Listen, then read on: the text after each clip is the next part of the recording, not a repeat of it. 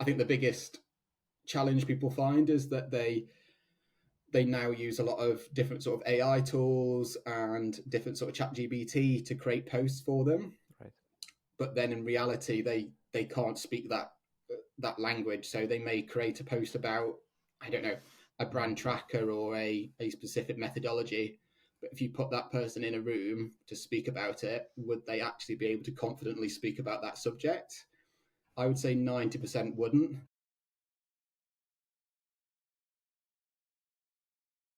Hello, my name is Adam and I'm a CEO of RioEye. We're here today with Jake Pryszlak. And correct me if I'm misspelling your name. That was All good. okay. A three-time award-winning market researcher, blogger, and a speaker. Most notably, Confirmed Report named him one of the best market researchers in the US and Europe. That's really impressive. Hello, Jake. Good to see you. How are you today? Yeah, I'm good, thank you. All good. Thanks very much for having me on. Absolutely, our pleasure. So, can you tell us a bit more about how your career in market research started? Yeah, so my very first project was a research project with disabled individuals. So it was interviewing disabled individuals about their sort of community setting and their sort of way of life to understand how could a number of charities improve the environment, improve just their way of life, basically. So yeah, interviews, focus groups. I did a survey as well at the time, and then maybe 2 or 3 months later, after that project, the people got back in touch from like the end client got back in touch to say, Jake, we helped, or this research then helped to improve X, Y, and Z, and this research really impacted on these sort of projects that we're doing, and that gave me that sort of light bulb moment of why research can be so powerful. Um, and then yeah, went into the commercial world of research. So 8 years or 9 years agency side, working in financial services, FMCG, sport, um, loads of other different sectors as well, and then also a stint client side as well, seeing what's it like on the other side of the fence too. So a fun filled journey, I would say. Okay, cool. Really nice that you were engaged with the career by actually helping some people, and that drives like the passion that drive the passion in your head. Super cool. And how about you mentioned you were working on the client side and on the agency side. Which one is better? Can from your Um, experience, Good question. or I think less there's stressful? less. So I've always said it's the same busyness either side of the fence. So whether you're client side or agency side, it is exactly the same type of busy, but the role you play is very different depending on what what function there is within the team. So if you've got a one person team, which was what it was for me at the Mhm. time, then all the requests, everything just comes through Jake at that moment in time. So you're constantly managing stakeholders, but also trying to conduct the research at the same time. Whereas agency side, they're still trying to offer that strategic advice to their clients. They're still trying to um, offer their thoughts and opinions, but Yeah. it's just exactly the same busy. It's just the stakeholders are slightly different, and their just the way of working is slightly different to accommodate just the amount of work that an agency would have to go through in comparison to a client side researcher. Mhm. I don't think one is more exciting than the other. I think if you're super interested in a particular sector, then you can really hone in at an agency and super focus in on one sector, can't you? Client side, you can do the exact same, but client side, you are super focused on either a category or an industry Mhm. or a particular sort of line in the business where you've got to be that go-to person. So Yeah. you make it as exciting as you want to be, I guess. Yeah, I think. that makes sense. So we recently had several interviews with people from market research industry as well. Yesterday, I was interviewing Dan Breaker from Breakthrough Research, and he was also mentioning that market research is not only about data hard skills, but also about being someone who can interpret the data and somehow correlate it with human beings, like Hmm. bring the people in the center and say, okay, this research shows that people are facing issue A, B, C, and so on. So this is probably more on the agency, on the customer side, when you get the Hmm. data from the research agency and you need to somehow put it as a puzzles in the company, let's say, environment. So that also sounds interesting, like detectivistic work. Yeah, Sherlock I think Holmes. client side, you're that go-to detective to know what the customer thinks, what the customer wants, and how then you can use that data and information to move the needle of that company or that department forward. Mhm. Um, Whereas agency side, I always remember agency side, you do get sort of pigeonholed into particular departments or particular industries, which I actually think is a good thing, because then you can get to know that industry super well, Mhm. which then in the long term can help the clients you work in.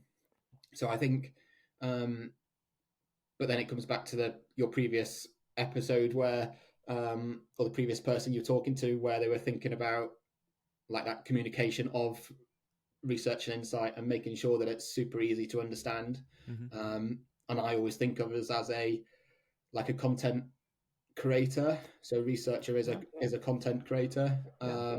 and they shouldn't be just using a report as that standalone communication tool. A report is a just one of many different communication methods you could use, to share your research and insight in the industry. Yeah, that makes sense. Like it correlates totally. Like storytelling, content creator, they need to market researchers needs to be able to create stories Mm-hmm.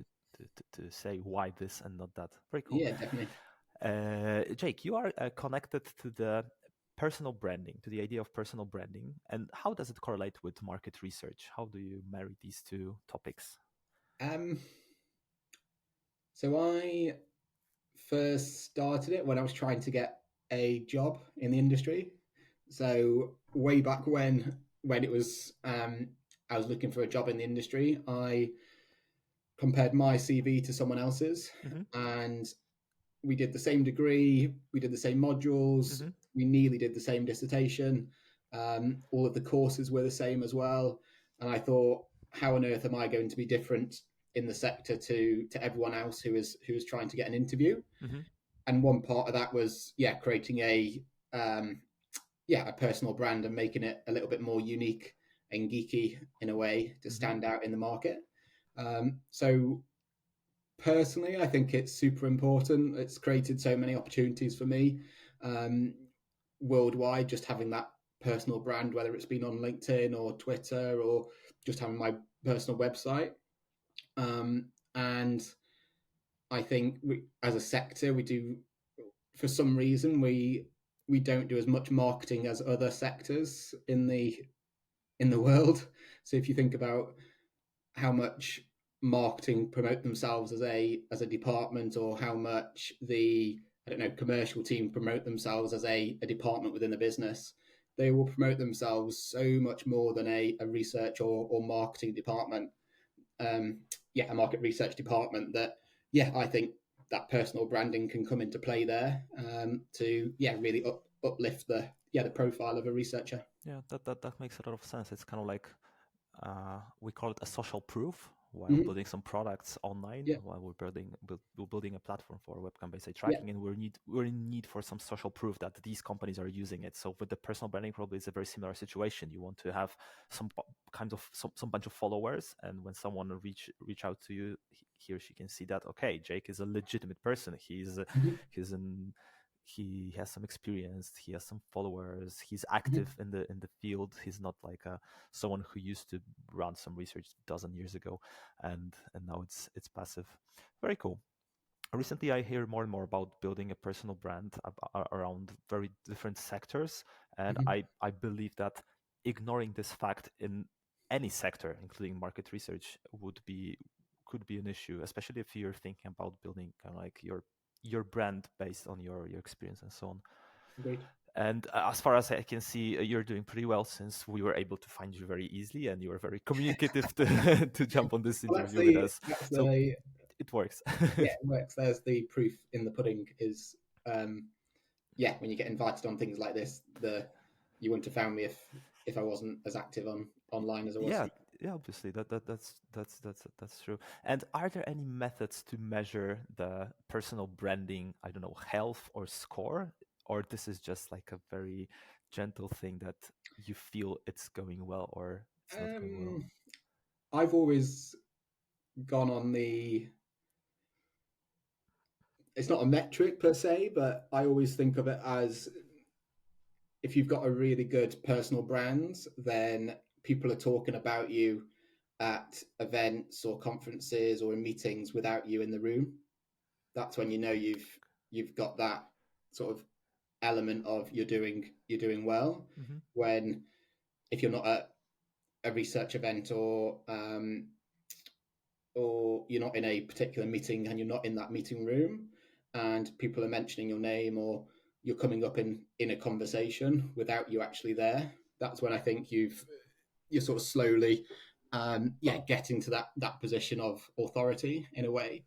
And then in terms of metrics, obviously everyone likes the biggest number and all of those big numbers, but from my point of view it's all about the connections with people and how can I build a really solid sort of community of people who they trust me and I trust them, Hmm. and I've got that sort of what I would call a black book of market researchers who I could call upon when I might need support or I might need advice, and it's the same way sort of back and forth between there. So I probably spend less than a coffee a day on my personal brand.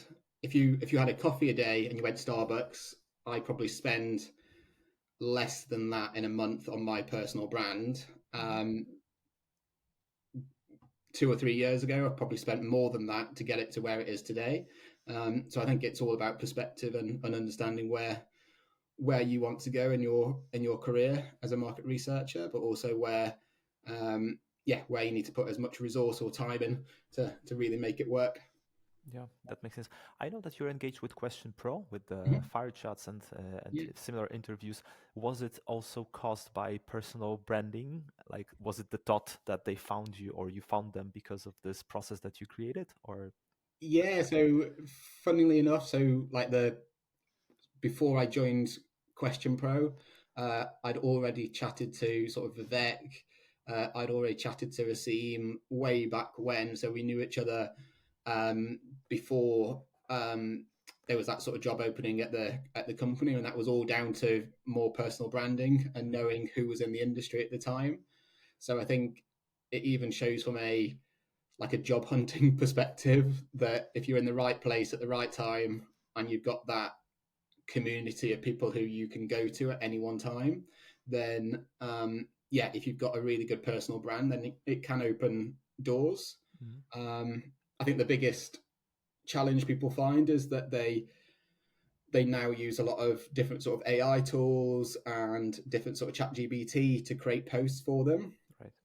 but then in reality they can't speak that language, so they may create a post about, I don't know, a Mhm. brand tracker or a specific methodology, but if you put that person in a room to speak about it, would they actually be able to confidently speak about that subject? I would say 90% wouldn't. Mhm. um, and it's those sorts of challenges that I think people now face is so many tools you can use, but being authentic is probably the most important thing I could probably Uh, recommend. I hope you're going to use this word. The interview I had yesterday was about authenticity. Mm-hmm. That was about brand authenticity, but also about people authenticity. So what you Mm-hmm. described using AI to generate your prompts, I'm so wise, I know everything. But then being on the opposite side when talking to someone will kill your authenticity. So having this setup, like having these puzzles solved in the Yeah. right places, is probably a good way to not to disturb with your authenticity. Super cool. Jake, any advice for those who are starting with market research, or for those who are starting or thinking about building up their personal branding? Yeah, I think from a market researcher perspective, I think try everything you can do in the sector, whether that's quant, qual, Mm-hmm. research tech, a different methodology. I would just try absolutely everything to get under the weeds of what research is. Um, and then over time, you'll start to create your probably your niche in terms of what you're really interested in. And then you'll start to hone in on a particular sector or a particular methodology that you can become that go-to person. And then from a personal branding point of view, I think, like we've mentioned, being authentic. I probably 10 years ago, before I joined the sector, I thought it was a grey haired, white collar, Rolex watch type industry. Mm-hmm. Um, Over time now, that the stereotype that I I thought it was has now changed dramatically, which I think is great. I think there's a lot more to do with that. A lot more we can do with that, though. Mm-hmm. Part of that is making sure that research is heard online at events, at non-research events, and I think it's being proud of the sector, but also challenging it in the right way. So making sure that if we don't like a particular direction it's going in, making sure we actually do challenge that, and making sure that people are heard when they are sort of making those challenges to further improve it. So I think it's being authentic as much as possible, and then hopefully we'll all move in the right direction. Okay, thanks for that. And a personal question then, but actually personal from my end. So we're building up to online tool for running online research with webcam eye tracking, and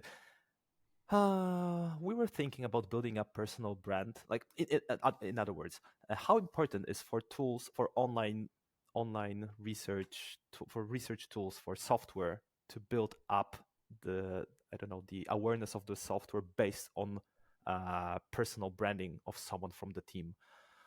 Uh, So important, I think. So I think when you think of all of the different sort of res tech or technology out there, and when you look on LinkedIn, the things you resonate most are from content from people, not from a company account. mm, So if I think of when I see content from a company, yes, it might resonate, but I won't necessarily comment on it, or it's heavily commercialized, and I feel like it is from the content it's sharing. But when it's coming from an actual individual, so a founder, co-founder, chief exec, or even the engineering team, the amount of content you could actually create as an individual working behind the scenes is massive. mm, So you could go through, I don't know, a day in the life of being a co-founder, day in the life of being a engineer or a coder, going through the issues a company mhm, faces in terms of um, we had an issue with the product. This is how we solved it. This is what we're going to do next as a reflection. I just think that personally, people resonate with content more coming from people rather than a company account. So personally, I would drive home the mhm. authenticity from an individual like yourself rather than putting loads and loads of resource down into a company page personally. Right. Oh, thanks for this insights for the very first training. I know that you are also providing some trainings and consultations about running a personal branding. So I take it as a first free lesson, free of charge. Definitely Thanks, do, thank, definitely do. thanks It's for that. a the amount of co-founders I speak to though Hmm. who would love to go on to the would love to write more on LinkedIn or write more about their work, and they just don't know what to write. Hmm. But by just creating a plan and thinking about, oh yes, I could actually write about this, or oh, I've got a really big opinion on this particular subject, or I had a really bad day yesterday Hmm. because of X, Y, and Z. It's loads of useful stuff that you'll be super surprised how many people will sort of resonate with it and think about it more. Yeah, I can sign under that. I already had like few light bulbs when you were saying about Mhm. the day of the company, like what was the recent, I don't know, fuck up, something wasn't working, Yeah. so on. That's a nice story. Like we're always sharing these stories with our customers, with individual customers for instance, suffering with these issues, and we always get very positive feedback that, wow, guys, we really appreciate you being honest with us. Like Hmm. the system was not working. Okay, that's fine. Something happens, but thanks for being honest. So perhaps opening this communication could bring us as a company also value. Thanks, Jake, for this No per, worries. for this insight. Okay, we're going to finish the interview now. So thanks again, Jake, thanks, Jake, for joining us. For those who are listening, please, if you'd like to learn more about personal branding, find Jake Pryszlak.